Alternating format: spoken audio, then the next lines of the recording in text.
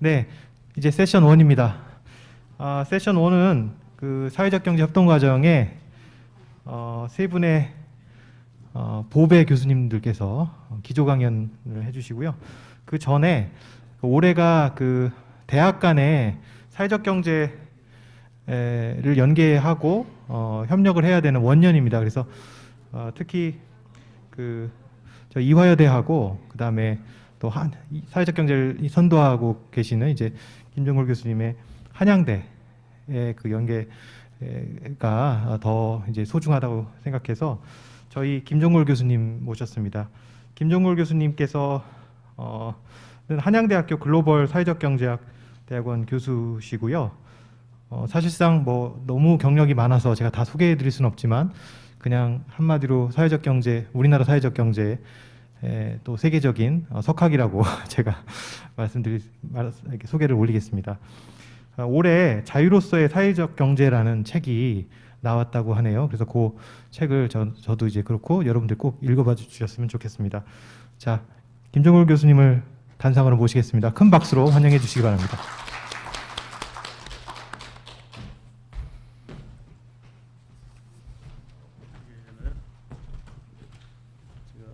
그쪽에서 해야 되나요? 아니, 그쪽. 아무것도 없어서 이걸 지금 보면서 앞에 있네. 죄송합니다.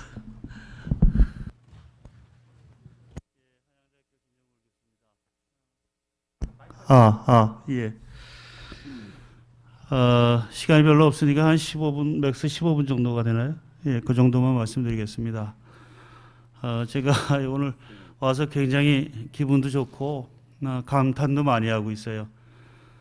야, 이대에서 이렇게 열심히 하고 있었구나. 그리고 조상미 교수님 워낙 열심히 하시는 건 알지만 조상미 교수님만이 아니라 굉장히 많은 분들이 열심히 하고 계셨구나.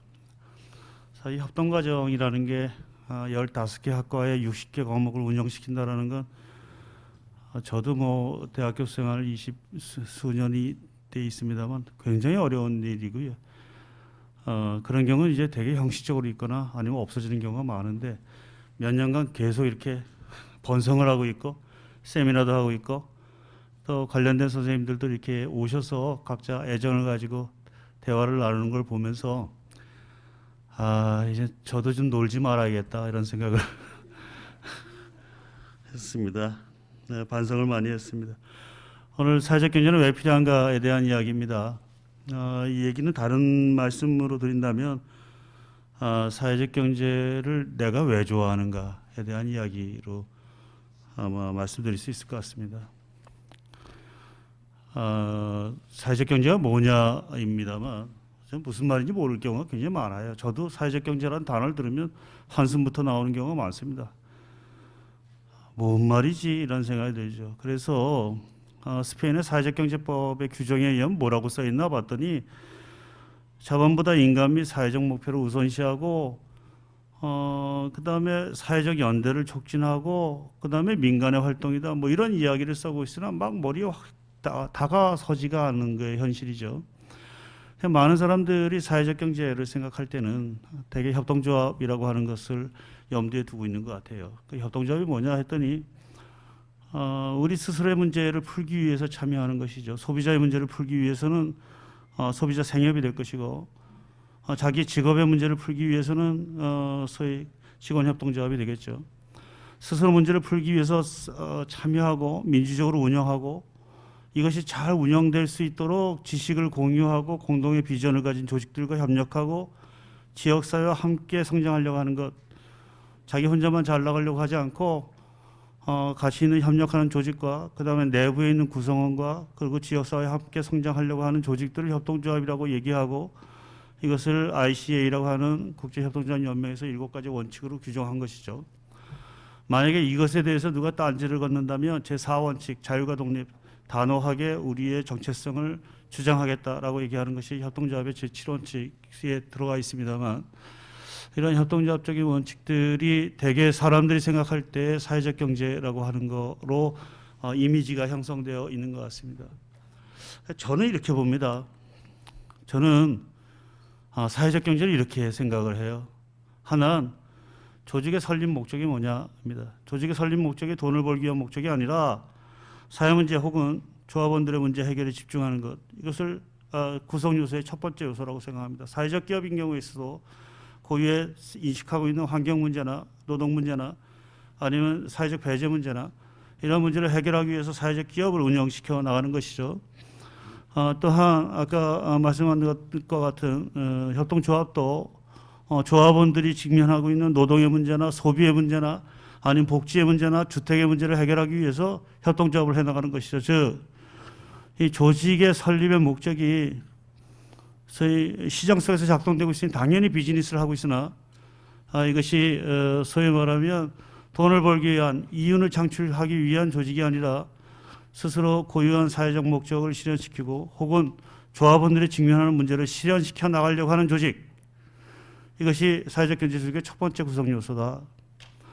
사회적 경제 조직의 두 번째 구성 요소가 뭐냐 했더니 그 조직의 운영의 원칙이 상당 정도 민주적인 원칙을 가지고 있다. 이 민주성이라고 하는 것들을 어느 정도까지 민주적으로 갈 것인가에 대한 굉장히 많은 논란이 있습니다. 그래서 사회적 경제를 굉장히 좁게 보는 사람은 완전한 민주주의, 즉 n분의 1 정도의 소위 지배권을 갖고 있는 형태를 염두에 두고 있는 경우가 있습니다만 그건 너무나 좁게 보는 경우일 것 같고요.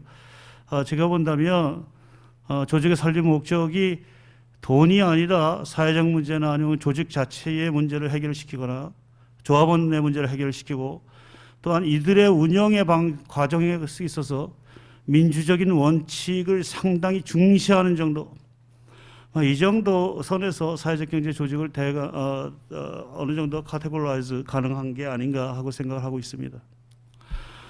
이런 사회적 경제 조직에 대해서의 효과에 대해서는 상당히 명확한 것 같아요. 협동조합의 대표적인 조직은 협동조합이라고 볼 수가 있겠는데, 협동조합의 사례를 본다면 이탈리아의 트렌티노나 캐나다의 퀘벡 같이 협동조합이 잘 발전한 것은 모두 높은 수준의 소득, 복지를 잘 향유하고 있죠. 특히 2008년, 2009년 글로벌 파이낸셜 크라이시스의 상황 속에서 거의 모든 기업들이 월스트리트가 아큐파이 당하고 월스트리트를 점령해야 된다고 얘기하고 런던의 시티를 중심으로 그 터트넘이나 버밍엄이나 여기서 젊은이들이 폭동을 일으켰던 수없이 많은 사건들이 있었습니다만, 즉 자본주의가 무엇인가의 위기 징후를 가져왔던 것이죠. 이런 위기 상황들 속에서 다시 한번 공동체와 함께 하고 있는 경제 조직에 대한 필요성이 상당 정도 많은 사람들에 의해서 강조되기 시작했고, 이로 인해서 2009년 유엔 연합에서는 총회에서 2012년을 세계 협동조합의 해로 지정하고 이를 기념했던 것이죠.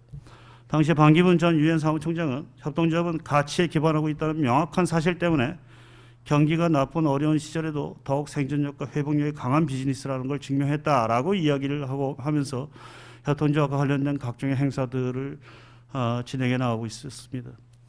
마찬가지로 매년마다 아마 유럽연합 사이트에 들어가셔서 매년마다 벌어지고 있는 유럽연합에서의 일종의 발표문들이 있습니다만, 특히 2008년, 2009년 이후부터 거의 매년마다 유럽연합에서는 이런 사회적 경제의 효과가 있다, 또 사회적 경제를 정부가 키워나가야 된다라고 하는 상당 정도의 강조를 해나가고 있고, 이것을 제대로 하기 위해서 연합 전체 차원에서 어떻게 각 나라마다 법 적용하기 다르기 때문에 이 부분들을 잘 조화시켜 나가기 위한 각종의 노력들을 하고 있는 상황입니다. 이 얘기는 많은 국제기구에서 아니면 유럽연합에서 아니면 우리나라에서 사회적 경제를 강조하는 이유는 바로 기존의 자본주의의 실패가 명확하게 드러났던 것이고, 보다 사회와 같이 성장할 수 있는 경제 조직에 대한 강조점이 점점 더 많은 사람들에게서의 필요성이 강화되기 시작했고, 이것에 따라서 사회적 경제가 다시 한번 주목받고 있는 그런 상황이 아닐까 생각합니다. 우리 주변에 어떤 사회적 경제가 있을까를 생각했을 때 제가 가끔 가는 곳입니다만, 여러분들 서울역 앞에 광장에 서서 앞에 있는 휘황찬란한 건물들 뒷구석에 어떤 것이 있는 걸 보면 반경 1km 이내에 소위 쪽방이 3,000개가 공식적으로 존재합니다. 그 쪽방 안에는 대부분 사는 사람들은 기초수급자 자상의 계층들이고, 대개 월 45만 원 정도의 생활비, 그다음에 20만 원 정도의 정부 보조에 의한 소위 주택 보조비, 그리고 월 5만 원 정도의 의료비, 가장 가난한 사람은 5만 원 이상은 의료비 안 받기 때문이죠. 이런 사람들이 같이 살고 있는 사람들이 무진자 많이 있습니다. 그분들이 되게 공식적으로 인정되고 있는 게 한 3천 명 정도, 3천 개 정도의 방인 것이죠. 이것이 쪽방입니다. 창문이 없는 조그만 방에 공동 화장실과 공동 부엌이 존재하고 있고 굉장히 지저분한 곳에 살고 있는 것. 많은 사람들은 알코올 중독인 분도 많고 이 세상에 대해서 굉장히 시련을 갖고 있는 분들이 많으나 이들 속에서 어떤 일들이 벌어지고 있는가를 한번 살펴보면 2011년 동자동, 즉 옛날에 양동이라고 하는 것이죠. 동자동 주민들은 스스로 모은 자금을 싼 이자로 서로 빌려주는 금융협동조합을 만들고 이들로 하여금 소위 다 신불자입니다만 서로 10만 원씩 대출해주는 그런 형태를 만들어 가기 시작을 했습니다. 모든 대출 이자율은 2%이고요. 연체 이자율 또한 4%의 굉장히 그런 조건들을 만들어서 스스로 돈을 모아서 서로 빌려주고 서로 융통해 나가는 그러한 협동조합을 만들었습니다. 2011년 이후에 총 3억 2,768만 원이 출자됐고요. 2019년 한 해 총 출자액이 대개 한 2억 원 정도입니다. 월 평균 165명이 출자하고 100만 원 이상 출자한 사람이 82명 정도입니다. 하나 놀라운 상황은 이들에 있어서의 제가 알고 있는 소위 서민금융의 소위 대출 상환이 무진장 높다라고 하는 겁니다. 이것은 단순하게 동자동의 문제만이 아니라 가령 원주에 있는 갈고리 협동조합, 소위 노숙자 협동조합의 경우에서도 상당히 높은 대출 상환률을 갖고 있습니다. 즉 가난한 사람일수록 먹튀가 많을 거라고 생각하는 건 우리들이 한 번도 그들의 생활 속에 안 들어갔었던 사람들이 생각하는 일종의 편견입니다. 이들은 스스로 만든 그러한 소위 자조의 네트워크 속에서 벗어나는 순간 점점 더 나락으로 떨어지기 때문에 어떠한 방식이든지 간에 이 금융 시스템을 만들어 나가려고 노력하고 있고 서로들 굉장히 많은 노력들을 통해서 이러한 높은 상환율을 실현하고 있는 것이죠. 저는 어쩌다 가끔 가서 소주도 한잔 합니다만 그들과 얘기하다 보면 야 먹튀한 사람도 억울하지 않아요? 나쁜 사람도 아닙니까? 라고 얘기하면 제가 예상하지 못했던 대답을 들을 때가 많습니다. 오죽했으면 그럴 것인가에 대한 이야기예요. 오죽했으면 돈도 안 갖고 이 마을을 떠났을 것인가에 대한 이야기입니다만 어쨌든 간에 어떻게 보면 가장 어렵고 가장 악덕에 미칠 것 같은 굉장히 편견적인 발언입니다만 그렇게 인상을 갖고 있는 그곳에서조차도 서로 협력하면서 서로의 안전망들을 만들어가고 있는 조직들은 그 세상 어디에나 존재하고 있다는 겁니다. 이들은 단순하게 돈만 빌려주는 것이 아니라 회의도 하고 부탄가스, 추석 행사, 공동 행사도 하고 장례도 같이 치르고 생각을 해보십시오. 3,000개 쪽방에서 옆에 사람이 되게 아픈 사람들이에요. 그렇다면 옆에 누가 사는지 모르기 때문에 한 달에 하루에 시체가 몇 구 나오겠어요. 누가 그 시체가 있는 것을 찾아내고 그들로 하여금 가족들한테 연락하고 장사를 치르겠습니까? 그것을 관에게 맡겼을 때는 아마 그 누구도 이 일을 제대로 할 방법이 없을 겁니다. 냄새가 진동할 때까지 기다리고 있겠죠. 하지만 어쨌든 간에 그들은 그러한 자조 조직을 만들어서 서로 장례도 치러주고 병문안도 하고 경우에 따라서 의료비 지원도 하고 그다음에 신고 교육도 하고 뭐 이런 방식들의 행동들을 해나간다는 겁니다. 동자동에서 활동하는 사랑방 마을의 주민협동의 선동수 강사의 이야기를 좀 썼어요. 가난한 주민들이 인간답게 살 수 있는 길은 여기저기서 쏟아붓는 물량 공세를 통해서 닦여지는 것이 아닙니다. 오로지 가난한 주민들이 함께 협동하여 스스로 돕는 것 외에 다른 길은 없어 보입니다. 라고 이야기합니다. 우리들은 가난한 사람들을 일종의 가난한 마을에다 놓고 개토화시키고 그들에게 무엇인가 해주는 것들을 속에서 우리의 만족을 가질 수 있으나 그들 스스로 살고자 하는 그 어떠한 조직도 만들지 않는다면 그들은 그저 비인간화되고 대상화돼 가지고 자신의 스스로 살고자 하는 능력들을 잃어버리게 마련이죠. 이것은 빈민 지역에서 주민 스스로가 문제를 풀어가는 것의 중요성을 아주 잘 표현하고 있다고 봅니다. 스스로의 문제 아니면 사회 문제를 스스로 풀려고 하는 경제 조직을 만들어가는 것 그리고 이 운동하는 과정 속에 상당 정도의 민주적인 절차들을 유지해 나가는 것 그것이 사회적 경제 조직이라고 한다면 이런 사회적 경제 조직이 단순하게 정부의 지원을 받기 위한 조직이 아니라 나의 문제를 스스로의 문제를 스스로 풀기 위해서 해왔던 동자동의 사례에서 우리들은 사회적 경제의 유용성을 상당 정도 이해할 수 있다고 봅니다. 사실은 동자동 사랑방 앞에서 주민들하고 같이 찍은 사진입니다. 이런 곳은 눈을 떠서 한번 주변을 살펴보면 굉장히 많이 존재합니다. 어쨌든 간에 소비의 문제를 해결하려고 하는 한국에 있어서의 아이컵 같은 경우는 여러분 마을에 있는 자연들이 매장들이죠. 어쨌든 간에 97년도에 처음 생긴 거 난 이후에 지금은 30만 명 정도의 조합원이 참석하고 있고, 이 조합원들이 그냥 조합원이 아니라 30만 중에서 한 28명 정도가 매달 10,000원씩 내는 일종의 소위 운영비를 내고 있는 조합원들이며, 책임 출자 비용, 소위 기본이 5만 원입니다만 5만 원에다가 더 많이 넣어서 대략 한 200만 원 정도의 출자 비용을 내고 있는 사람들이 적어도 한 4, 5만 정도 되고 있다는 것. 저는 이건 세계적인 사례라고 봐요. 우리는 자꾸 외국의 사례들을 많이 생각합니다만 현재 세계적인 사례들이 우리 안에 작동되고 있다는 것이죠. 1분 남았다고 얘기하는데 딱 3분만 주시면 제가 정리하겠습니다. 이런 것들은 지역 차원에서 원주의 협동사회경제 네트워크 같이 지역 차원에서 잘 움직이는 곳도 있습니다. 이런 것은 우리나라만이 아닙니다. 세계 방방구에 어디 가든지 간에 존재하고 있습니다.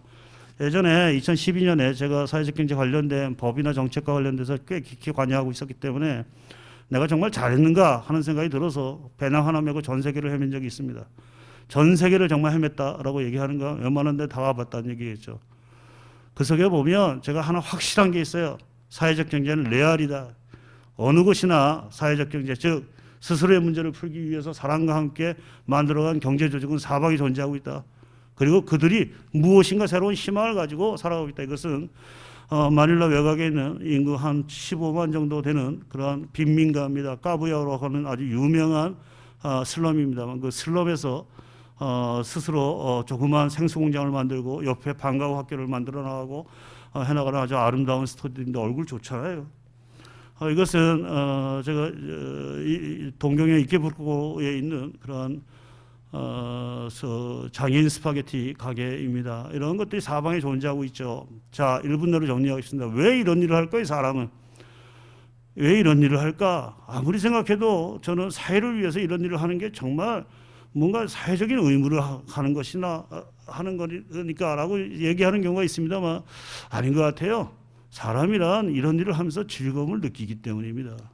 저는 존 스튜어트 밀이라는 사람을 좋아합니다만 존 스튜어트 밀이라는 사람이 갖고 있는 기본적인 생각 체계, 즉 인간이 불행한 이유는 딱 두 가지다. 하나는 인간이 이기적이었을 때, 두 번째는 지적, 즉 정신적 교양이 존재하지 않을 때. 인간의 행복은 남들과 함께 살려고 하는 마음을 자기 안에 유지시키고 또 그 속에서 인간으로서의 고유한 나의 지적인 문화적인 어떤 능력들을 끌어올렸을 때 인간은 행복할 수 있다는 존 스튜어트 밀의 말을 굉장히 믿고 있습니다만, 어쨌든 간에 공동체와 함께 살아가려고 하는 사람들은 그 속에서 공동체의 행복을 자신의 개인의 행복으로 느끼고 그 속에서 이것을 하나하나 실현시켜 나가려는 사람들은 의외로 눈을 떠서 보면 우리 주변에 사방에 깔려 있더라. 그리고 이런 것들이 어떻게 본다면 대한민국 아니면 전 세계의 사회적 경제의 움직임이라고 볼 수 있겠고, 여태까지 분명히 존재하고 있었는데 제가 발견을 못했을 뿐이지 상당히 그런 것들이 존재하고 있다는 것에 우리들은 굉장히 많은 힘을 얻게 됩니다. 오늘 같은 모임에서 어떻게 하면 이러한 조직들이 점점 더 많아지고 이러한 조직들이 점점 더 소위 서스테이너블 할 수 있는 경영적인 안정성을 가지고 갈 수 있을까 하는 것들이 오늘 굉장히 많은 논의가 앞으로 이루어질 것 같은데요. 이런 기본은 사회적 경제가 의미 있는 이유는 바로 사회적 경제를 통해서 우리 스스로가 우리의 행복을 실현시킬 수 있을 것이다. 그리고 인간으로서의 자부심이 우리가 점점 더 확대되고 있을 것이다. 라고 하는 것들 정도만 제가 말씀드리겠습니다. 뒤에 뭐 아마티아르 샌드 얘기 좀 하고 이것저것 얘기하려고 했는데 저기 아까 이 블랙 화이트보드 하신 분이 너무 무서워서 이것으로 마치겠습니다. 제 오늘 기조 강연 이걸로 마치겠습니다. 감사합니다.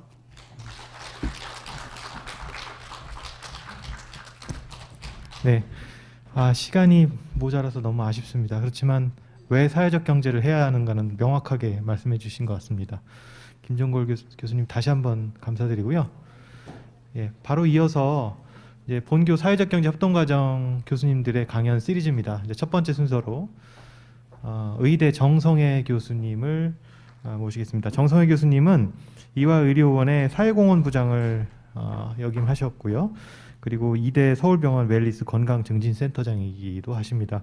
강의 전에 제가 어떤 강연을 하실 예정이신가요? 여쭤봤는데 정성현 선생님께서 그 사회공헌 의료기관 모금을 하시면서 소셜 임팩트를 느끼셨는데 그거를 나누고 싶어 하셨고요. 예. 그래서 이제 첫 번째 페이지가 제일 중요합니다. 그래서 그거 한번 좀 눈여겨 봐주시고 강연 들으시면 대단히 감사하겠습니다. 큰 박수로 환영해 주시기 바랍니다.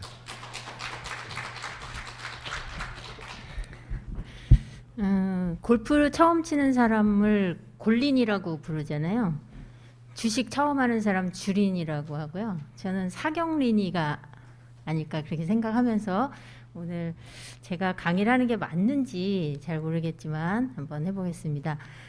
저는 지금 이제 이화의료원에 소화기내과 교수로 일을 하고 있습니다. 제가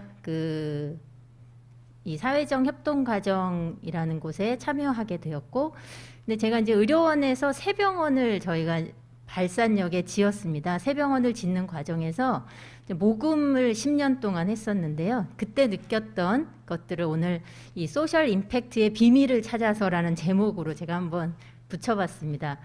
저 사진은 작년에 제가 이제 최용상 교수님의 강의를 들으면서 소셜 임팩트라는 단어를 이제 처음 생각을 해보게 됐습니다. 그때 교수님이 뭐라고 말씀하셨냐면 알람 시스템을 잘 만들면 이 고급 장비를 갖지 못한 사람들도 대피를 해서 재난의 피해를 줄일 수 있다라고 설명을 해주셨어요. 그때 제가 생각한 것은 어떤 좋은 사람이 자기의 지식과 재능과 기술을 잘 나누면 같이 사는 사람들이 잘 살 수 있구나라고 그 소셜 임팩트를 이해했는데 맞습니까? 네, 맞습니까? 네. 그래서 제가 모금 과정 동안에 느꼈던 그런 소셜 임팩트를 제가 느낀 부분으로 한번 설명해 보려고 합니다. 그 다음에 이제 다양성과 포용이라는 단어인데요. 이 단어를 어떻게 이해할까 제가 한번 생각을 해보다가 이 하늘과 땅이 맞닿아 있는 것을 우리가 지평선이라고 부릅니다. 하늘은 땅의 어떤 다양한 것에도 공평하게 열려 있다는 것입니다. 산도, 들판도, 바다도, 사막도, 도시도, 산골도 다 똑같은 하늘에 열려 있다는 것이 우리가 다양성과 포용성을 이해하는 좋은 단어가 아닐까 그렇게 생각을 해봤습니다. 제가 2010년에 저희 병원은 이제 동대문을 서울시에 팔고 새 병원을 지어야 했습니다. 그래서 이제 새 병원을 지으려고 하면 은행에 돈을 빌려야 됩니다. 그랬더니 교육부에서 은행에 보증을 서줄 때 모금을 할 수 있는 조직이어야 돈을 빌려준다고 합니다. 그래서 저희가 돈을 빌리기 위해서 모금 조직을 급히 만들었고 제가 이제 그때부터 모금 일을 시작을 해서 2019년까지 10년 동안 제가 모금 일을 하게 돼서 대협력 팀장으로 또 우리 학교의 대협처 부처장으로 사회공헌부 부장으로 일을 하게 되었었습니다. 제가 이제 모금가들도 많이 만나고 이제 모금 교육도 받고 하는 과정에서 배운 것은 모금가는 정말 신뢰할 만한 사람이 되어야 되고 모금을 하는 조직은 정말 가치 있는 조직이어야 사람들이 기부를 한다는 것을 배웠습니다. 여기서 이제 보시는 것처럼 이 연인들이 썸을 타고 연애를 해서 결혼에 성공을 하려면 상대방이 믿을만 해야 되고 같이 내 인생을 다 맡길만 해야 우리가 프로포즈에 성공하지 않습니까?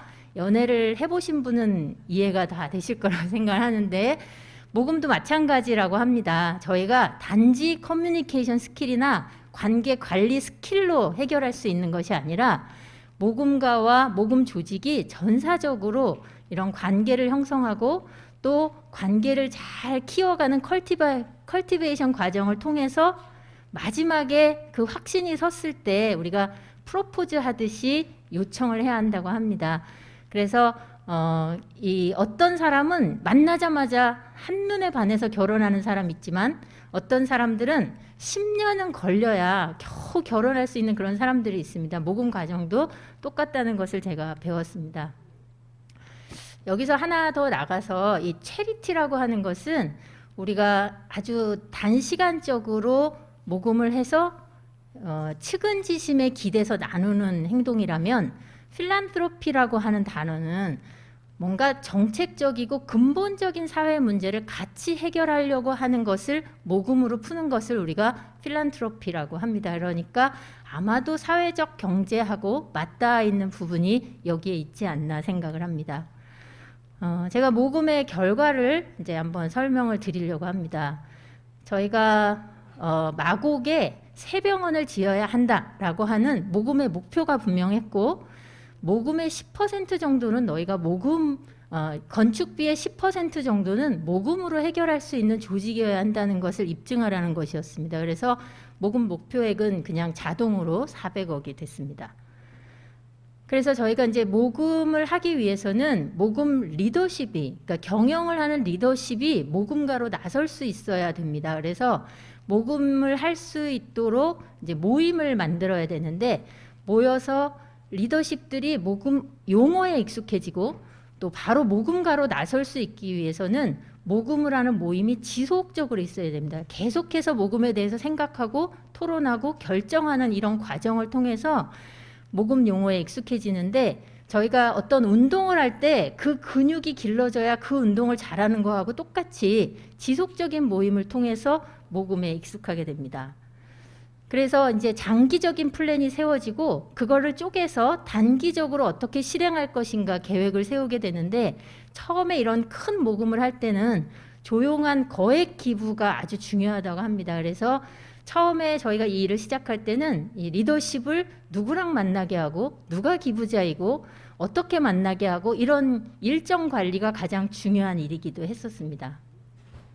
그래서 저희가 이제 10년의 모금 과정을 다 마치고 지금은 이제 이 캠페인을 마치고 저희가 조직이 이제 정리가 돼서 다양한 모금 활동들을 하고 있습니다. 그 사이에 의료 원장님이 6분 바뀌었고요. 제가 6분의 의료 원장님 모셨는데, 저희들이 그 사이에 사실 병원이 어려운 일도 많았는데 그래도 저희가 새 병원을 열었고, 또 목동병원이 새로 저희가 상급 종합병원으로 진입을 다시 하는 발전을 이제 도약을 하고 있습니다. 감사합니다. 네. 제가 처음에 모금 일을 맡았을 때 통장에 1,000만 원 있었습니다. 근데 저희가 작년 2020년에 300억 저희가 모금을 마쳤고요. 한 명의 기부자였는데 3,210명의 기부자가 모였습니다. 이것이 결과입니다. 그런데 이 모금 과정에 있었던 임팩트를 한번 살펴보려고 합니다. 저희 안에 이 보구여관에서부터 흐르는 이 필란트로피의 스피릿이 130년 이상 흐르고 있다는 것을 저희가 확인한 것입니다. 이때가 구한말 정동은 우리나라는 사실 쇄국 정책을 하고 있는 나라였는데, 이때 어떻게 여성을 위한 학교, 여성을 위한 병원이 생겼을까? 이게 사실 어떻게 보면 기적 같은 일이거든요. 이때 그 루신다 볼드윈 여사라는 분이 조선에는 여자들은 이름도 없다, 인권이 없다라는 말을 듣고 조선에 선교사를 보내주기를 위한 지정 기부를 88불 하게 됩니다. 그리고 이수정이라는 분이 미국 감리교 선교회에 조선에 선교사를 보내주십시오라는 편지를 씁니다. 그리고 민영잉이라는 분이 미국의 사절단으로 갔는데 기차 안에서 저 가우처 목사라는 분을 만납니다. 거기서 조선의 상황을 알려주니까 가우처 목사님이 저 88불의 지정 기부에 추가해서 모금 캠페인을 합니다. 그래서 2,000불이 모여져서 정동에 땅을 사고 스크랜튼 모자와 아펜젤러를 파견하기로 결정을 합니다. 그래서 51살의 스크랜튼 여사가 의사인 윌리엄 스크랜튼을 데리고 한국에 오게 되고, 한국에 와서 어머니는 학교를 만들고 아들은 병원을 지었습니다. 스크랜튼을 한국식 이름으로 바꾸면 C란 돈이 됩니다.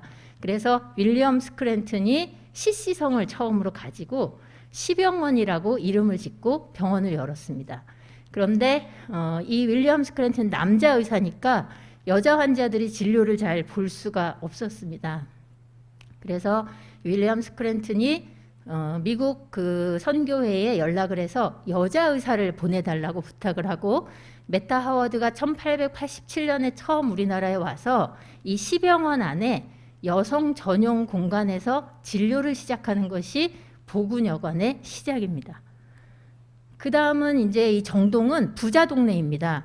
그래서 동대문 담벼락에 병원을 짓고 서민들이 이 성벽 바깥에 있는 사람들도 와서 진료를 받을 수 있도록 만든 것이 동대문 병원의 전신인 저 볼드윈 진료소입니다.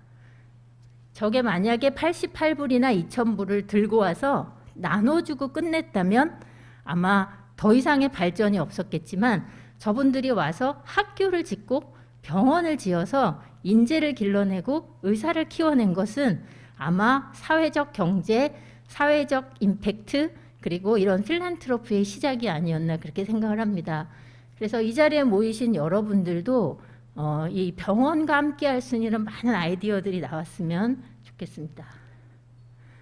그 다음에 이 마스크를 쓰고 말을 하니까 굉장히 숨이 차군요. 네, 이해를 해주시고 그 다음에 이제 모금에 관여하고 모금에 참여한 사람들입니다. 저희가 발전위원회를 구성하고 땅을 파기 시작할 때부터 병원에 관심을 갖도록 유도를 하고 중요한 역할을 할 수 있는 사람들을 저희가 불러서 조직 속으로 들어오게 하고 그 다음에 이제 이 팀워크가 중요합니다. 그래서 모금을 하려면 교수님들에게 다른 그 기부자들의 마음을 열 수 있는 도어 오프너라고 표현하고 내추럴 파트너라고 표현합니다. 이런 사람들을 당신이 내추럴 파트너다라고 임명하는 위촉식을 가집니다. 그러면 이제 그룹별로 모여서 저희가 이런 걸 하는데 팀워크 형성이 되고 일반 직원들한테도 내추럴 파트너 위촉식을 하게 되면 주인의식을 갖게 됩니다. 그리고 이 행사를 마치고 나면 조금이라도 기부를 하게 되면서 당당하게 다른 사람에게 기부를 요청할 수 있게 됩니다. 그 다음에 이제 다른 전국에 있는 다른 대학에 가 있는 우리 교수님들을 초청해서 행사를 가져서 파트너십을 확인하고 그 다음에 전국의 동문들을 저희가 찾아가서 만나 뵙고 미국에도 제가 한 4번쯤 다녀왔습니다. 그리고 이제 기업들도 중요한 모금의 대상이었기 때문에 기업의 특성을 저희가 잘 찾아서 기업들과 함께하는 심포지움을 열고 그 다음에 이제 본교 교수님들하고 함께하는 이런 워크숍도 저희가 가졌습니다. 그 다음에 이제 이 새병원을 대중들에게 이 새병원의 역할 또 새병원이 열린다는 것을 알려야 했습니다. 그래서 조수미를 저희가 섭외를 해서 저희 대강당에서 후원 음악회를 열었습니다. 그렇게 해서 사랑에 성공한 이 로맨스의 증거들이 지금 이대 서울병원 명예의 전당에 가면 잘 이렇게 놓여져 있습니다. 그 다음에 이제 모금 조직의 중요성을 이 과정에서 저희가 인식하게 되었다는 건데요. 처음엔 조직이 없었지만 이제 사회공헌부라는 조직이 생기고 모금을 하는 사람들이 늘어났습니다. 그리고 리더십이 바뀌어도 지속적으로 이 모임을 계속하면 새로 되신 분들이 바로 모금이 왜 중요한지 왜 필요한지를 이해하고 받아들이고 바로 모금가로 설 수 있게 됩니다. 근데 사실 좋은 일만 있지는 않거든요. 이 조직이 사람의 인생도 희로애락이 있는 것처럼 조직도 이렇게 어려운 위기를 맞을 때가 있습니다. 그럴 때 저희가 그냥 덮고 지나가는 게 아니라 저희를 한번 살펴보고 성찰하자. 그리고 새롭게 일어나자. 이런 것들을 모금 조직에서 이런 행사를 또 기획할 수가 있었습니다. 그래서 정말 상처에서 단어 하나만 바꾸면 다시 별이 될 수 있다. 그렇게 저희가 한번 이제 직원들과 함께하는 그런 시간을 가질 수 있었고요. 그 다음에 이제 우리가 정말 새병원을 지었는데 그 다음 우리는 어떤 소셜 임팩트를 보여줄 것인가 이런 것들이 이제 고민의 시간이 되었습니다. 새병원을 열었고 인턴 레지던트도 없이 교수들이 당직을 서면서 이 슬기로운 의사 생활을 진행하고 있습니다. 여기가 우리 병원인 건 아시죠? 네, 2차도 찍고 있으니까 시리즈 2도 기대해 주시기 바랍니다. 네, 그리고 저희가 이제 이런 치료의 뿐만 아니라 치유의 공간이 될 수 있도록 저희가 노력을 하고 있고 또 저희가 이제 발산역에 처음 들어갔기 때문에 강서구 지역 주민들하고 어떻게 그들에게 스며들 것인가. 그래서 기존에 봉사를 하고 있는 단체들하고 연계해서 활동들을 진행을 했고요. 그다음에 이제 지금 저희가 이 모금의 전에는 저희가 새병원 건립을 위한 모금이었지만 이제 다양화해서 조직이 확실히 됐기 때문에 저희가 이제 이 중에서 저희가 그 진료, 연구, 사회공헌 중에서도 캔서 케어링 센터라고 하는 것은 외국의 메기센터처럼 그냥 항암 치료만 하는 것이 아니라 이 사람들이 다시 자기의 생활로 돌아가고 또 가족들을 케어하는 이런 것도 필요합니다. 그래서 우리 그 드림 쉐어링 팀, 그다음에 우리 여기 사회경제적 협동 과정하고 MOU를 맺어서 저희가 이제 좀 더 많은 일들을 하게 될 텐데 여기 계신 여러분들 또 방송을 듣고 있는 여러분들도 의료원하고 혹시 메디칼로 같이 할 수 있는 여러 가지 아이디어들이 나와줘서 더 좋은 그런 우리 활동들이 이루어졌으면 좋겠다는 생각을 해봅니다. 팩트는 아주 심플하지만 임팩트는 매우 다양한 것을 볼 수 있습니다. 우리의 정신, 또 네트워크, 팀워크, 주인의식, 또 위기 관리 능력, 그래서 이것이 미치는 어떤 사회의 근본적인 문제를 해결해가는 모든 과정까지 모금 과정을 통해서 조직이 더 매력적이고 더 가치 있어지는 것에 집중할 수 있다는 것을 배울 수가 있었습니다. 그래서 처음에는 88불이라고 하는 씨앗이지만 이화학당과 보군여관이라고 하는 싹이 나고 그것이 많은 사람들의 희생과 노력을 통해서 나무가 되고 지금은 이화의료원과 이화여자대학교라고 하는 숲이 되었다고 생각합니다. 그래서 이 소셜 임팩트, 소셜 이코노미 또 이 필란트로피는 어쩌면 이런 접점분들이 있어서 다른 얼굴을 한 같은 모습일지도 모르겠다 그런 생각을 해봅니다. 이상입니다.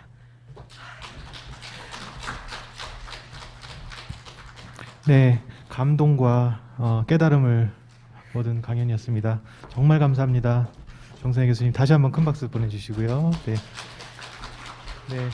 이어서 저희 사회적 경제협동과장 또 다른 겸임 교수님, 이자 경영대학 교수님 윤정구 교수님을 모시고요. 디지털 초연결 사회적 경제의 기반인 분산신뢰라는 개념을 배워보겠습니다. 많이 기대가 됩니다. 큰 박수로 환영해 주시기 바랍니다. 네. 이렇게 만나 뵙게 돼서 정말 반갑습니다. 그 정성혜 교수님 말씀 잘 들었고요. 저희도 제가 발표하는 것들도 아마 맥락이 거의 비슷할 것 같은데 저는 사실 기업들도 요즘은 그 테크놀로지 이노베이션에서 밸류 이노베이션으로 넘어가고 소셜 이노베이션을 함에 의해서 우리가 여기에서 얘기하는 소셜 임팩트에 대한 문제를 나름대로 해결하려고 하고 있거든요. 그래서 제가 여러분들한테 오늘 얘기하고 싶은 건 기업에서는 그 소셜 이노베이션을 통해서 소셜 임팩트이라고 하는 문제를 어떻게 해결하고 있는지, 그리고 여기에서 가장 주안점이 되는 건 무엇인지, 글로벌 선진 기업에서는 도대체 이걸 어떻게 해결하고 있는지 이런 문제를 중심으로 얘기를 드리고 싶고요. 그래서 뭐 요즘은 그 디지털 초연결 시대라고 그러시잖아요. 그래서 사실상 세상에 존재하는 모든 것들이 옛날은 사람과 사람들만 연결이 되지만 요즘은 세상에 존재하는 모든 것들이 연결이 되고 연결된 것들 사이에서는 다 CC 카메라가 다 붙어 있어서 API 데이터가 축적이 돼서 나중에 필요할 때는 그 데이터들이 다 공개되는 시대로 넘어가고 있는 거죠. 근데 이제 많은 분들이 그 혼동을 하고 있는 게 그냥 네트워크하고 초연결하고 같은 개념이라고 생각하시는데 이건 근원적으로 다른 개념이거든요. 네트워크라고 하는 거는 그 여러분 장표에서 보시듯이 왼쪽 장표에서 보시듯이 이렇게 네트워크가 사람과 사람 사이 연결이 돼 있으면 연결되지 않은 구멍들이 있는데 이걸 우리가 스트럭처 홀이라고 얘기하거든요. 그래서 스트럭처 홀이 존재한다면 누가 그 스트럭처 홀을 넘어서 상대방한테 도움을 받으려면 그거에 연결시켜주는 일종의 브로커가 나서서 거기에서 그 사람한테 구전을 주고 그렇게 하는 과정을 통해서 상대방한테 필요한 밸류들을 자기한테 얻어내는, 그렇기 때문에 그 스트럭처 홀이 존재한다는 걸 염두에 뒀을 때 그 사람들한테 구전을 주는 것들이 상당히 중요하고 이 사람들이 파워의 중심에 올라서는 게 가장 핵심 문제인 거죠.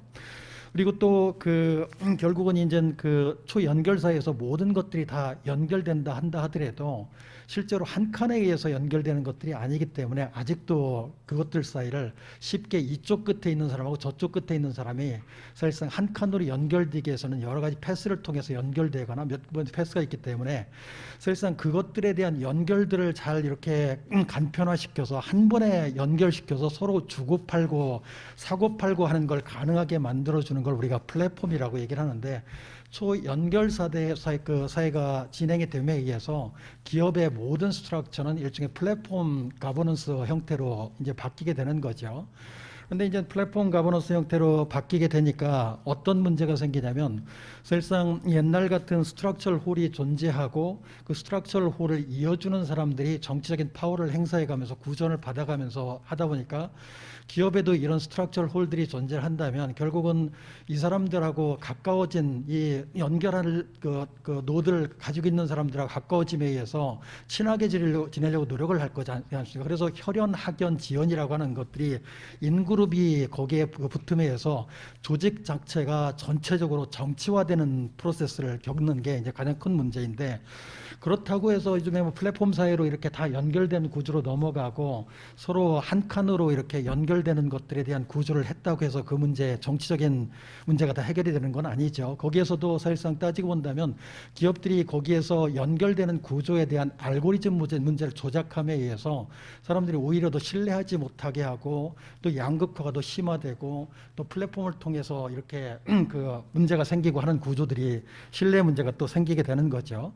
그래서 요즘에 심지어는 그 페이스북하고 그 애플하고 싸움이 붙은 게 그 데이터 그 프라이버시 비즈니스 때문에 그런 건데 사실상 그 페이스북 같은 경우는 그냥 이렇게 돈을 안 받고 연결될 수 있는 걸 다 연결대줌에 의해서 연결시켜 주는 게 자기들의 과제라고 생각을 했는데 사실상 이게 데이터가 많이 흐르는 사람들이 이렇게 연결이 됐다고 해가지고 그 사람들이 신뢰관계 형성이 됐다기보다도 연결이 됐다 하더라도 가짜 뉴스가 흘러갈 가능성들이 있고 단순히 빈도수에 가지고 그걸 얘기를 하다 보면 그런 것들 때문에 왜곡이 생기고 가짜 뉴스가 생기고 이렇게 하는 것들이 있기 때문에 데이터를 공짜로 그렇게 자꾸 연결되고 그냥 그 내용을 보지 않고 시켜주는 것들에 대한 비즈니스는 일종의 모랄 해저드가 엄청나게 문제가 있다고 생각해서 애플이 이제 공격하고 하나 나온 거죠. 그런 것들이 아니라 실제로 그 안에 있는 내용들이 필요한 것들이 프라이버시를 보호해가면서 필요한 사람들한테 연결시켜주는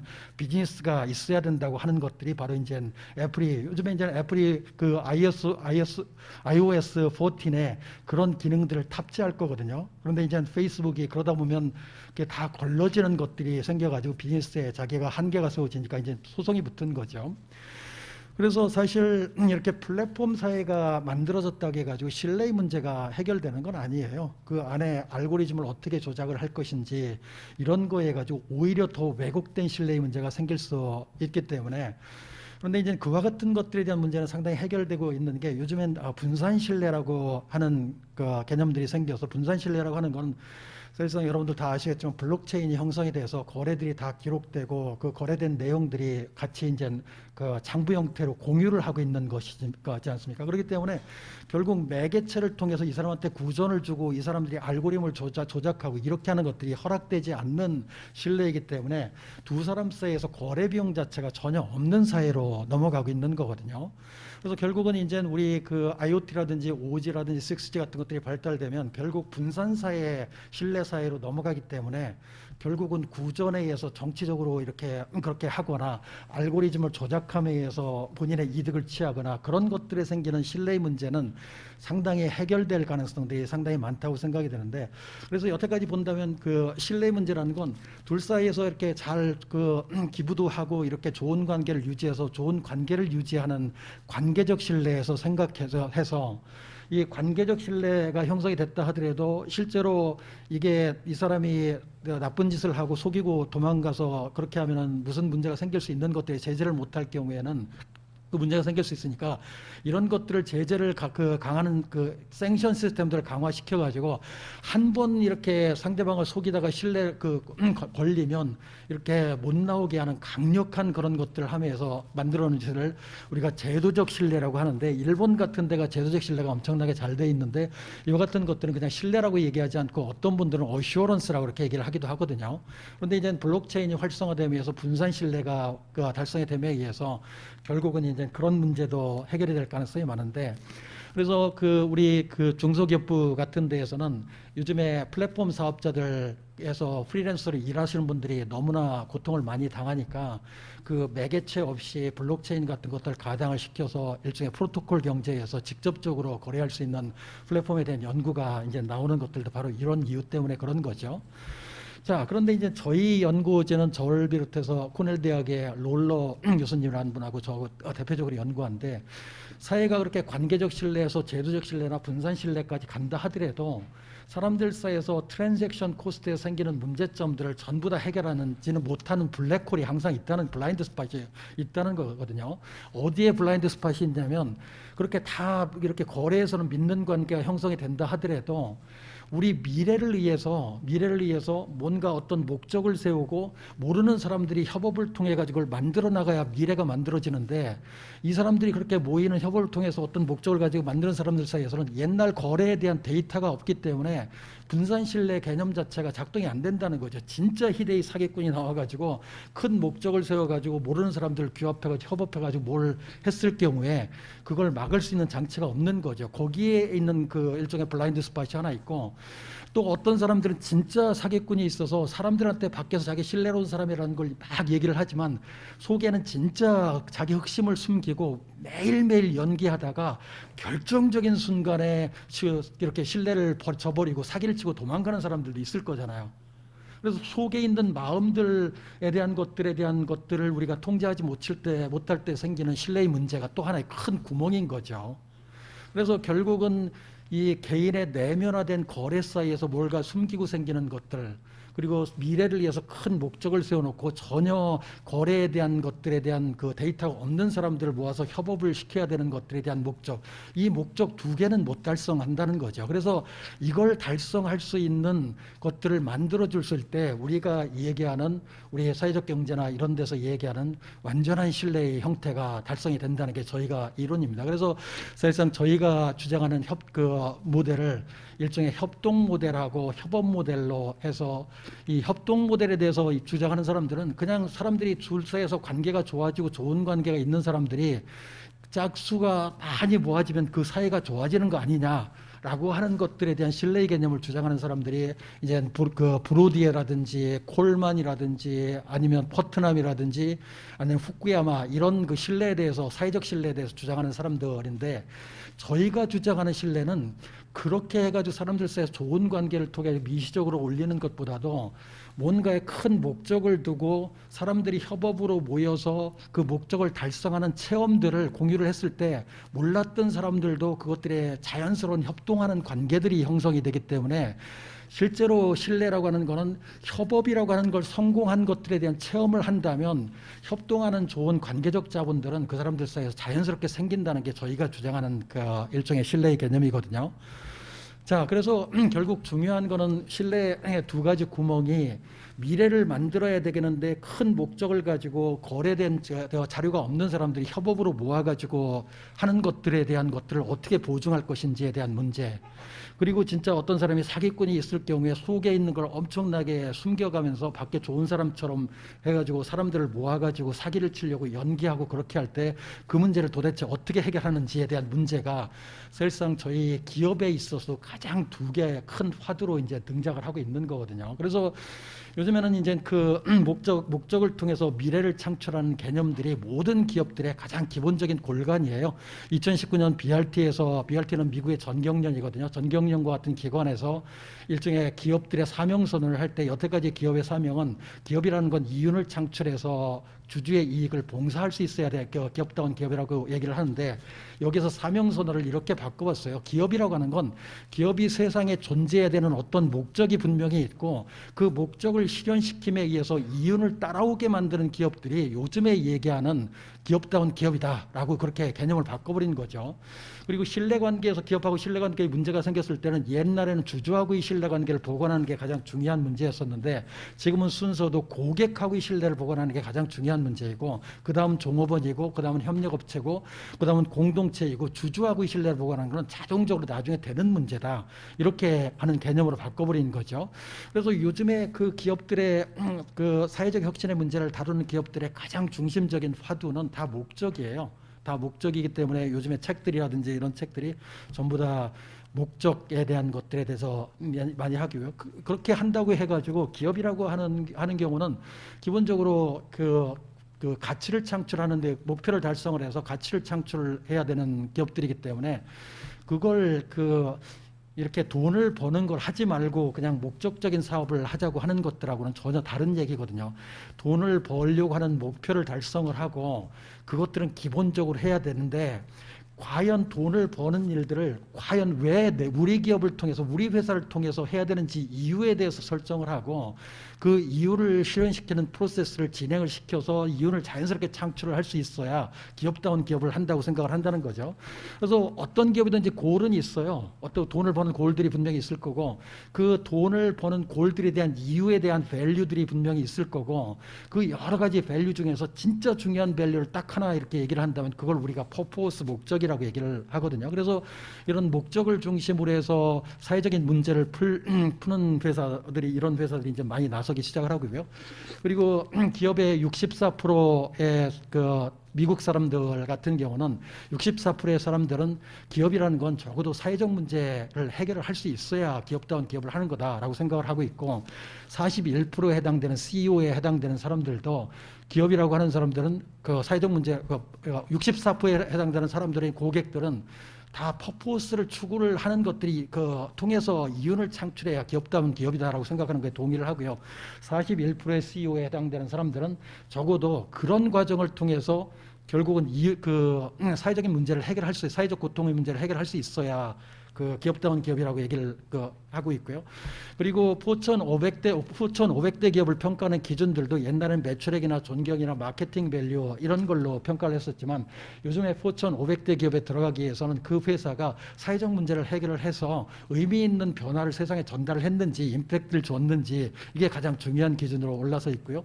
그리고 요즘에 BCG 같은 데서 토탈 소시에탈 임팩트라고 하는 게 이제 소셜 임팩트에 대한 문제인데 이런 여기 BCG에서 분석한 게 우리 ESG라고 하는 것들을 통해서 실제로 이것들의 높은 평가를 받은 회사의 주가 같은 것들을 기업 가치를 분석을 해보는 건데 사실상 이는 자기가 여태까지 관리하는 것들이 안에 있는 구성원만 관리 아니라 환경도 자기 중요한 멤버로 생각을 하는 거에 대한 문제이고 소사이어티라고 하는 건 다양한 사회의 다양성 있는 다이버시티에 대한 구성원들을 자기 멤버로 생각을 하고 있는 문제이고 G라고 하는 문제는 가버넌스의 문제이기 때문에 위에 높은 사람들뿐만 아니라 종업원들도 자기 중요한 가족이라고 생각을 하는 그러니까 가족 개념의 외연의 확대의 문제이거든요.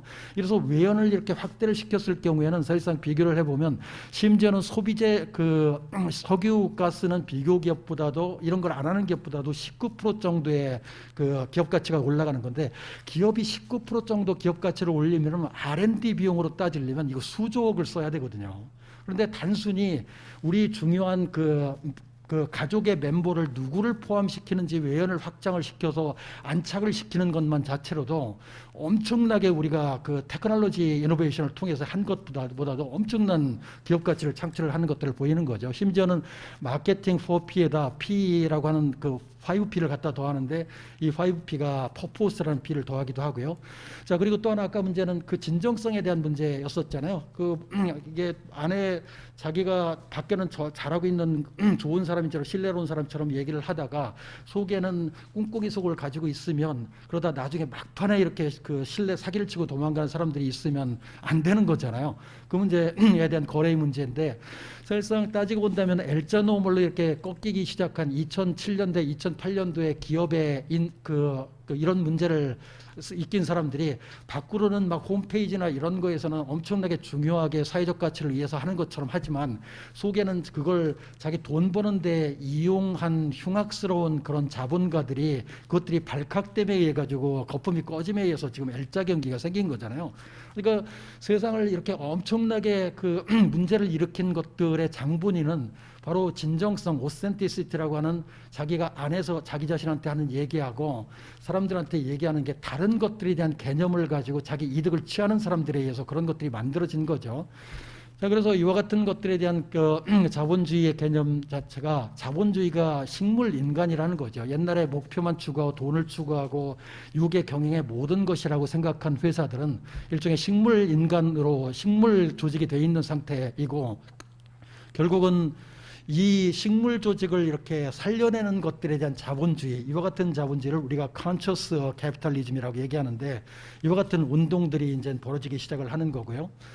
그래서 결국은 소셜 임팩에 대한 문제가 우리나라에서도 뭐 포스코나 그 SK 같은 데서 포스코는 뭐 기업 시민이라는 걸 통해서 사회적 가치라든지 아니면 사회 문제를 해결하기 위해서 노력을 하고 있고 그리고 또 SK는 뭐 소셜 밸류 자체가 임원들이 KPI에 다 들어가 있을 정도로 실제로 그걸 통해서 실제 사회 문제를 해결했는지 못했는지가 이번에 퍼포먼스를 평가를 하는데 어떻든지 간에 여기에서 제가 결론적으로 중요하게 하는 건 목적에 대한 목적이라는 건 우리 회사가 세상에 존재하면서 세상이 더 나아지고 행복해지고 깨끗해지는 것들이 마련되는 상태가 바로 목적에 대한 스테이트먼트거든요.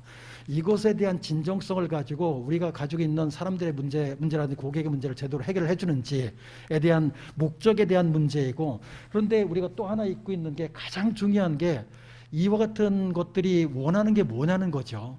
사실상 고통받고 있는 사람들이 있는 거잖아요. 고통받고 있는 사람들이 가지고 있는 문제를 우리 옛날에 회사의 문제로 생각을 하지 않는데 우리 회사의 문제로 내재화시켜서 그걸 같이 이렇게 풀어나가려고 하는 성향들이 바로 사회적 가치 문제라든지 이런 것들에 대한 문제인데 이와 같은 것들이 결국은 따지고 본다면 긍휼감이라는 거죠. 다른 사람들의 고통을 내 고통으로 내재화해서 그걸 실제로 풀려고 하는 성향들이 없다면 사회적 그 이노베이션이라는 건 없기 때문에 기업에서 글로벌에서 얘기할 때 두 축으로 항상 얘기를 하거든요. 목적에 대한 진정성이 있는 회사이냐 아니면 진짜 그 사람들이 사회에 대해서 구성원들에 대해서 가지고 있는 고통에 대해서 관심을 가지고 있고 그 고통을 자기 고통으로 내재화해서 그걸 자기 회사의 제품이나 서비스에다 갖다 풀어가지고 제공할 수 있는지에 대한 그 긍휼감에 대한 문제 일종의 긍휼감이라고 하는 건 사랑의 가장 깊은 형태이거든요. 이 두 축으로 이제 글로벌에서 일어나고 있는 제대로 소셜 이노베이션을 하고 있는 회사를 우리가 분석을 하는데 이렇게 분석을 해보면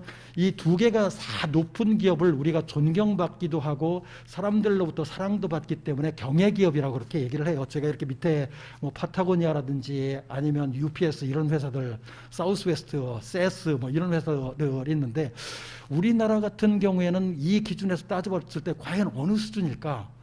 만약에 LG 같은 경우로 따져본다면 LG는 사랑받는 기업 중에서는 속하잖아요. 그런데 과연 이 스테이크홀더들이 여러 사람이 있을 때 누구한테 사랑받는 거에 대한 점수를 이렇게 평균을 했을 때 이게 과연 모든 사람한테 좋은 점수로 받는 사랑받는 기업의 그 점수에 들어갈 것인가? 제가 생각엔 사랑받는 우리에서 가장 사랑받는 기업이라 한다 하더라도 한 70점이나 이 정도밖에 안 될 거라고요. 그리고 또 존경받는 기업이라고 하는 거는 사실상 기업에서 설정해놓은 목적을 달성을 함에 의해서 약속을 지킴에 의해서 평가를 받는 건데 삼성이 돈을 잘 벌고 기업 가치를 높이에 의해 가지고 평가를 받는다고 한다는 것들은 결국은 주주나 이런 사람들에 의해서 스테이크홀더에 의해서 그렇게 받는 거지 모든 스테이크홀더들에 의해 가지고 그렇게 존경을 받는 건 아니잖아요. 그래서 삼성이 존경받는 기업에 있어서는 선두에 있는지는 모르지만 또한 이렇게 점수로 따져본다면 거의 한 60점이나 70점밖에 못 된다는 거죠. 그런데 과연 여기에 그 긍휼이라고 하는 사랑에 대한 그 축하고 그리고 목적이라고 하는 것들을 실현시키는 문제를 두 개를 잘할 수 있는 경외기업 수준까지 올라가는 기업들이 있다면 우리나라에서도 실제로 지금 여기 우리 사회적 그 기업이라든지 이런 거에서 엄청난 파트너를 얻는 결과를 초래한다고 생각이 되고요. 제 얘기는 여기까지입니다. 그래서 결국은 앞으로 우리가 추구해야 될 기본적인 방향은 목적에 대한 여기 사회적 기업을 한다 하더라도 목적에 대한 진정성에 대한 문제, 그리고 진짜 고통받는 사람들을 돌봐주는 게 아니라 이 사람들의 고통을 내 고통으로 내재화해서 서비스나 상품이나 이런 거로 풀 수 있는 역량들이 있는지, 이 두 축을 접어놓고 우리가 지금 어느 수준에 이르렀는지 이것들에 대한 평가들이 마련돼야 된다는 게 제 요지라고 볼 수 있겠습니다. 고맙습니다. 와, 정말 대단한 강연이었습니다. 이거 저기 녹화가 되면은 저 한번 몇 번 더 보고 싶습니다. 네, 정말 감사드리고요. 윤정구 교수님의 지금 이 강의 내용 좀 더 깊이 있는 윤정구 교수님의 철학 이런 것들을 이제 살펴보시려면 2018년에 저술하신 황금 수도꼭지라는 그 책이 있습니다. 문화관광부 선정 세종 우수학술도서로 선정돼 있는데요. 그 전에도 진정 리더십이라는 책도 있고요. 그래서 책을 꼭 사서 봤으면 저 개인적으로는 그런 생각이 들었습니다. 너무 감사합니다, 교수님. 다시 한번 큰 박수 보내주십시오. 감사합니다. 예, 이제 우리 사회적 경제 협동 과정을 이끄시고 그다음에 본 포럼을 기획하신 이제 조성미 교수님의 마지막 강연을 듣겠습니다. 큰 박수로 환영해 주시기 바랍니다. 네, 안녕하십니까. 조상미입니다. 앞서 정말 제가 존경하는 김종걸 교수님, 또 윤정구 교수님, 정성애 교수님 그런 발표를 들으면서 정말 많이 배웠습니다. 이게 저희 사경협이 가질 수 있는 정말 큰 장점이라고 생각합니다. 제가 이제 시민권과 사회적 경제 얘기를 할 거지만 제가 이걸 들어가기 전에 사회적 경제 협동 과정을 만든 이유, 또 특성화 사업이 이번에 이제 3년차 마무리가 되면서 저는 처음부터 마지막 3년차에 제가 발표 한번 해야지라는 생각을 늘 하고 있었습니다. 1회, 2회 때는 다른 교수님들 모셨고요. 근데 제가 이제 저는 사회복지 전공자입니다. 사회복지 행정, 조직관리, 사회적 기업, 기업사회공헌 이런 쪽을 전공하고 연구하고 교육하면서 정말 이제 한 전공이 사회 문제를 해결하는 시대는 지나갔다. 저는 이제 사회복지이기 때문에 사회 문제 해결 전문가라고 늘 자부하고 있었지만 여러 현장 전문가들을 만나면서 이게 한 전공이 사회 문제를 해결하는 시대는 지나갔고, 너무 훌륭한 분들이 정말 아까 소셜 임팩트 얘기하셨는데 자기의 지식과 재능과 기술을 활용해서 뭔가 사회의 사각지대를 활용해서 가고 있었다. 기후에너지, 환경, 디자인. 그래서 사회복지만이 그것을 하는 것은 아니었구나라는 생각을 오래전부터 사실 했고요. 그런데 아까 또 말씀하셨지만 제 재능 중에 조금 잘하는 게 코디네이팅이더라고요. 연결하고 다른 사람을 모으고 그런 것들을 조금 잘 할 수 있으니까, 그렇다면 사회복지 전문가인 제가 힘들더라도 이 일을 하고, 또 제가 이제 이화여대에서 지금은 이제 글로벌 미래 평생교육자 문화예술교육원장 맡고 있는데요. 이화여대에서 한 14년 있으니까 가면 갈수록 이화여대가 특별한 곳이라는 생각을 했습니다. 여성교육이 없던 시절에 처음으로 여성교육을 만들었고, 이화여대 역사 자체가 사회혁신이고 사회문제 해결이 아니었나. 그러면 제 전공 그리고 너무너무 훌륭한 교수님들이 여러 일을 하고 계셨는데 저희끼리도 몰랐더라고요. 그래서 제가 늘 이거를 잘 모을 수 있는 그런 것들을 해봐야 되겠다 해서 이제 협동 과정을 만들었고, 또 많이 부끄럽기도 했습니다. 제가 사회복지 전공자인데 또 대학에 있다 보니까 연구하고 교육하고 또 개인적으로는 애들도 키워야 되고, 그래서 현장을 얼마나 아나 늘 부끄럽고, 현장에 계신 분들의 궁율감, 그리고 진짜 어려운 사람들의 상황을 내가 얼마나 알 수 있을까. 근데 그걸 제가 다 할 수는 없죠. 제가 다 할 수는 없지만 그래도 현장에 계신 분들이 여기서 성장해 갈 수 있고, 또 그분들을 통해서 계속 배울 수 있고, 그리고 대중과 연결하고 제 연구와 교육도 확산하고 연결하고 이런 것들을 좀 해 나가야 되겠다. 이런 이유로 이제 사회적 경제 협동 과정을 신설하게 됐고 지금까지 왔고요. 그 소셜 임팩트 포럼을 기획할 때도 여러 교수님들과 상의도 했는데 다양성과 포용을 처음부터 그렇게 썼습니다. 다양성과 포용은 늘 제 머리에 있었던 것 같습니다. 일단 제 전공 분야가 제가 조직관리인데 다양성과 포용이 어떻게 조직 행동에 미치는 영향, 그걸 가지고 박사학위 논문을 썼고요.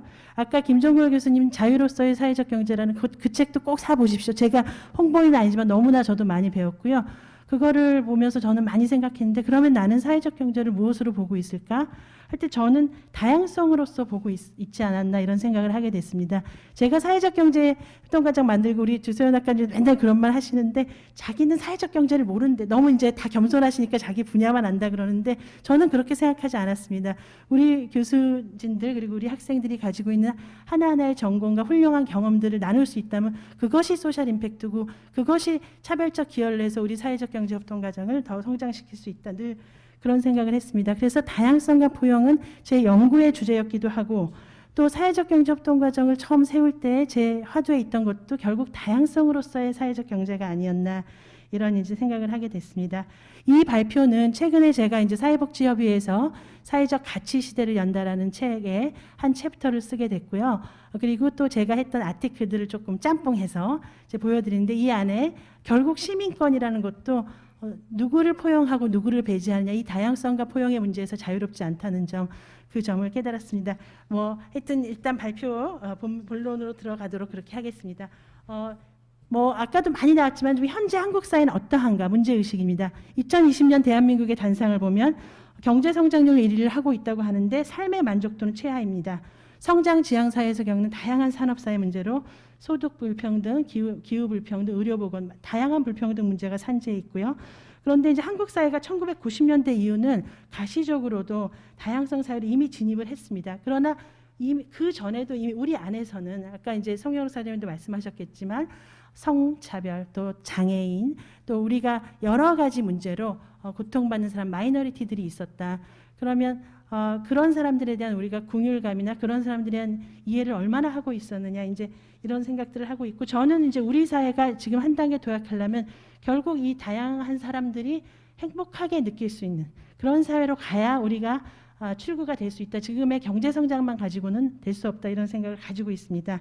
그래서 불평등과 단절이 현재 우리 사회의 괴리의 주요 원인이고 앞으로 여기서 조금 우리가 더 이거를 신경 쓰지 않는다면 계속해서 빈익빈 부익부 그다음에 사람들은 불행해지고 있는 사람도 불행하고 없는 사람도 불행하고 이렇게 된다는 거죠. 그래서 이제는 다양성과 포용은 선택이 아닌 필수이고 성장률보다 내용, 그 내용과 방향을 우리가 짚어보고 나야 할 시기다. 이런 문제의식을 가지고 시작을 했습니다.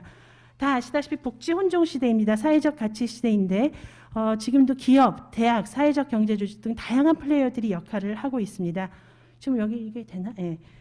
그래서 이제 사회적 가치 시대에서 우리가 사회 문제 해결을 위한 시민권의 개념과 역사에 대해 고찰하고 이 책에서 이제 시민권, 공동체와 사회적 경제 관계 그리고 다양성 조직 북도 관계 속에서 이제 미래 방향을 제안하는 발표를 하도록 하겠습니다. 시민권의 개념인데요. 시민권은 이제 구성원의 지위로서 일련의 권리와 의무, 책무를 갖고 평등, 정의 그리고 자율성을 내포하고 있습니다. 키슨 포크라는 학자가 시티즌십을 다뤄야 할 때 꼭 다뤄야 하는 문제 세 가지를 얘기하고 있는데 결국 시티즌십의 범위입니다. 포용과 배제 문제 그리고 권리와 의무, 책무 사이의 관계에서 시대별로 조금씩 달랐더라고요. 그 다음에 이제 시티즌십이 얇았느냐 두터웠느냐 그래서 개인의 권리였느냐 아니면 상호 보완적 권리였느냐 수동성이었느냐 능동성이냐 이 세 가지 시티즌십의 범위, 권리와 의무와의 관계 그리고 얇았느냐 두터웠느냐 이 세 가지에 대해서 질문을 꼭 해야 된다 이렇게 하고 있습니다. 네. 여기서부터 이제 제가 머리 빠개지게 이제 역사 공부했는데요. 이 자세한 내용은 그 사회적 가치 시대를 연다 책을 보시면 되는데 간단하게 말씀드리겠습니다. 시민권의 역사를 쭉 이제 제가 그리스, 로마, 중세, 근대를 이렇게 좀 나눠봤는데요. 고대 그리스는 잘 아시다시피 폴리스라는 작은 규모의 유기적 공동체에서 시작했고요. 그때 이제 아리스토텔레스는 시티즌십의 실현이 사람담의 핵심적인 요소이다. 그래서 아까 김정우 교수님 말씀하신 거 되게 동의하는데 우리 사람들은 그래도 이기적일 때 불행하고 뭔가 선한 일 할 때 그래도 행복한 그런 것들을 본능적으로 가지고 있지 않나 그런 생각을 합니다. 그리고 이제 고대 로마로 올수록 사람들의 이익을 확보하기 위한 수단으로 이제 좀 줄어들었고요. 중세는 이제 봉건 사회 그리고 교회, 종교, 화폐 경제와 산업적 활동의 발전으로 시티즌십이 됐고요. 근대가 이제 국가를 배경으로 16세기 말에 기초가 다진 자유주의적 국가의 발전과 밀접한 관계를 가지면서 이때 이제 보편성과 평등이 시민권의 개념으로 자리 잡기 시작했습니다. 그리고 잘 아시다시피 프랑스 혁명 이후 1789년 프랑스 혁명 이후 이게 좀 더 공고화됐죠. 네. 그다음에 이제 실천을 보면 고대 그리스는 제도적으로 아고라에 모여서 정치를 논한다던가 또 로마 제국에서는 의무와 책무를 요구한다던가 이런 것들이 있습니다. 여기는 좀 간단히 넘어가겠습니다. 한번 책을 살펴보시고요. 그 다음에 자유주의 시민권을 보면은 결국은 근대 이후에 개인적 독립적 권리로서의 시민권, 그렇지만 역시 국가를 배경으로 해서 국가로부터 부여된 소극적 권리였다. 근데 이제 이런 자유주의적 시민권이 현재 사회에서 조금 더 확장되지 않느냐, 다양한 소수 집단을 포용하는 접근이라든가 다한적 집단에 기초한 개념으로 좀 포괄해야 되지 않느냐. 그리고 이제 세계화 시대에서 국가적 시민성에서 어떤 문화적 시민성 이런 내용들도 나오고 있습니다. 자, 그런데 제가 이제 역사를 쭉 보면서 정리를 해보니까 결국은 이제 역사적 흐름에서도 시민권은 각 시대의 공동체 안에서 발현되고 있고 그 시대의 우선적인 가치를 실현해 왔고요. 그리고 각 시대의 공동체의 사회 문제를 해결하라는 치열한 노력과 행동에 의해 규정돼 왔다. 이렇게 정리를 했습니다. 그런데 결국 누가 시민이고 누가 그 공동체 안으로 속하느냐. 결국 포용과 배제의 문제로 귀결이 됐고요. 그래서 근대 자유주의적 시민권 개념의 확대 일어나는 프랑스 혁명 이런 것들도 시민으로 취급하지 못하는 사람의 포용과 다양성 사회를 지향해가는 우리들 노력의 일환이 아니었냐 그런 생각을 하게 됐습니다. 그래서 사회적 가치 시대에 정말 공동체의 중요성이 더 중대되고 복지국가의 한계, 자본주의 폐해라든가 복지 사각시대 완화의 해결책으로 지금 지역 공동체 활성화가 매우 필요한 시기이다 이렇게 생각을 하고 있습니다. 현재 복지국가 또 제도, 기업도 사회적 가치 시대를 열고 있지만 이것이 지역에서 활성화되지 않는다면 송파 모녀 사건이나 독거노인이 죽어가는 일은 매일매일 일어나고 있는 데일리 라이프입니다. 지역 공동체가 활성화되고 이것들이 함께 어울러가지 않는다면 결국 우리 사회 문제 해결 또 사회적 유대의 복원이 훨씬 더 덜 효과적이다 이렇게 생각을 하고 있습니다. 그래서 우리나라 사회적 경제가 사회 문제 해결의 대안으로 시민이 좀 주체가 돼서 시민이 자발적으로 공동체 속으로 사회 문제를 해결해가는 과정이라고 저는 정의하고 그렇게 돼야 된다라고 생각을 하고 있습니다. 이건 개념들인데 그냥 보시면 될 것 같고요. 사회적 경제 기본법에 대한 개념도 있지만 저는 이제 사회적 가치를 실현시키기 위한 경쟁이라든가 사회 문제를 해결하는 또 공동체적 방식이 사회적 경제 개념이 아닌가 이렇게 생각을 하고 있습니다. 그리고 이제 개념이랑 4대 대표 조직은 사회적 기업, 협동조합, 마을기업, 자활기업 이런 것들이 있습니다. 그리고 이제 이 표는 이런 것들이 지금 현재까지 많이 늘어나고 있다. 양적으로 많이 증가하고 있다. 이런 걸 보여주고 있고요. 이제 문제의식은 저는 시민사회의 핵심 경제행위 주체로서의 사회적 경제입니다. 정부도 이제 사회 문제 해결의 대안으로 사회적 경제 조직을 활성화했고 기업도 사회 문제 해결과 사회적 가치를 지향하고 있는데 그렇다면 현재까지 사회적 경제를 활성화하는 조직의 확대, 특히 또 사회적 기업을 키우는 데는 많이 집중돼 왔습니다. 그렇다면 사회 문제 해결의 주체가 되고 공동체 속에서 실질적인 문제를 해결해 가야 하는 시민은 어디에 있는가? 또 시민들이 배제된 사회적 경제 조직의 활성화가 얼마나 지속 가능할까? 이게 이제 진정한 시민의식을 가진 시민들이 나와야 된다는 뜻인데요. 그런데 사실 실제로 보면은 우리나라가 사회적 기업 육성법이나 협동조합 기본법 제정되기 이미 이전부터 사회적 경제가 우리 안에 그리고 공동체 안에 엄연히 존재해 온 가치들이었고 행동도 하고 있었습니다. 그런데 이것들이 막 여기저기 연결은 안 되고 발현되지 못하는 점들이 많이 있지 않나 이런 생각을 하고 있습니다.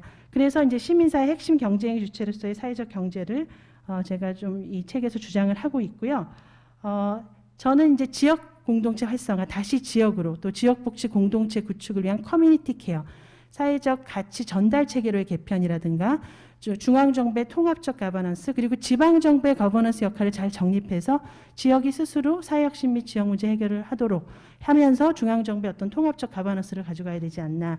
그리고 지역사회 중심의 생태계를 구축하고 또 시민 정신과 공동체 연결 기제로서 단순히 조직을 확대시키는 것이 아니라 시민 정신과 공동체 연결 기제로서 사회적 경제 역할이 살아나야 된다 이렇게 생각을 하고 있습니다. 따라서 이제 여기 사회복지 협의회라든가 사회적 경제 중간 지원 조직의 확대나 역할 정립이 매우 필요하다 이런 얘기를 드리고 싶습니다. 이거는 이제 제 연구들인데요. 시민권 발현이 되는 또 하나의 무대가 사실 조직입니다. 윤정우 교수님도 이제 조직 얘기하셨는데 저도 조직을 연구하는 학자인데요. 사실은 지역에만 우리가 어떤 일을 하든 조직 내에서 하지 않습니까? 그래서 하나하나의 조직들이 정말 다양성과 포용의 풍토를 가지고 그리고 개인들을 다양한 개인들이 차별적 기여를 할 수 있도록 만들어가는 그런 풍토가 필요하다. 이런 것들을 제 양적 연구와 질적 연구를 통해서 말씀드리고 싶었습니다. 준비한 건 많지만 넘어가도록 하겠습니다. 네. 준비한 게 너무 많은데요. 넘어가도록 하고 다음에 투비 컨티뉴 하겠습니다. 네. 여기 잠깐 보시고요. 이제 양적 연구, 질적 연구입니다.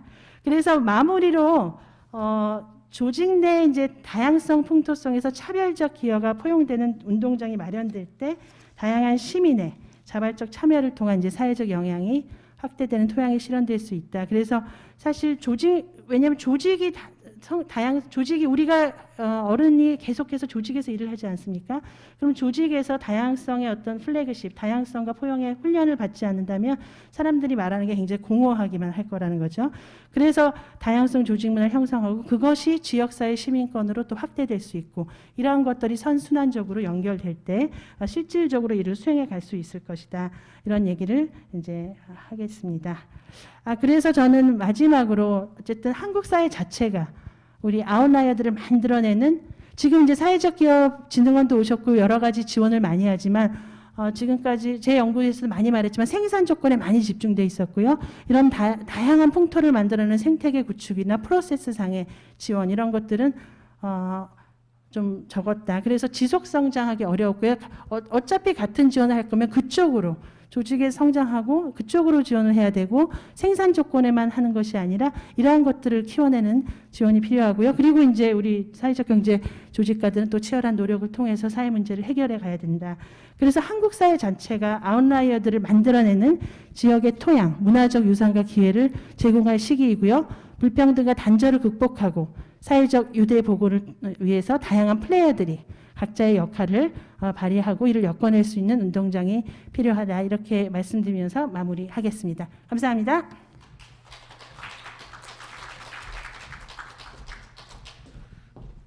네, 이상으로 네 분의 사회적 경제 교수님들의 명 강연을 들었습니다. 참여해주신 참석자 여러분 그리고 시청해주시고 계신 시청자 여러분 대단히 감사합니다. 이것으로 세션 1을 마치겠습니다. 감사합니다.